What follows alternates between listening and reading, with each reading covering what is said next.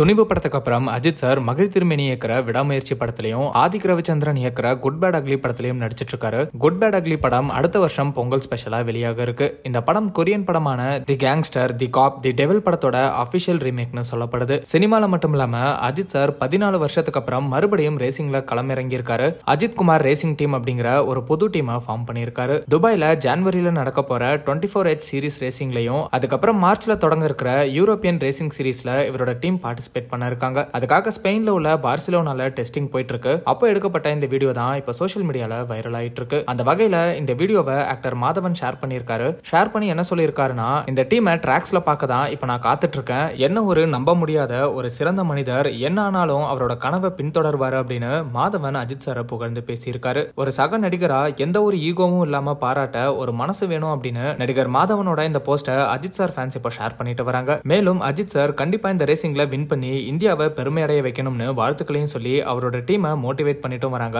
ஜனவரியில இருந்து செப்டம்பர் வரைக்கும் ரேஸ் நடக்க இருக்கிறதுனால அஜித் சார் சினிமால இருந்து கொஞ்சம் பிரேக் எடுக்க வாய்ப்பு இருக்குன்னு சொல்லப்படுது. ஸோ என்ன நடக்குது அப்படிங்கறதெல்லாம் வெயிட் பண்ணி பார்க்கலாம். ட்ரெண்ட் டாக் சார்பா அஜித் குமார் ரேசிங் டீம் வெற்றி பெற எங்களோட வாழ்த்துக்களை சொல்லிக்கிறோம்.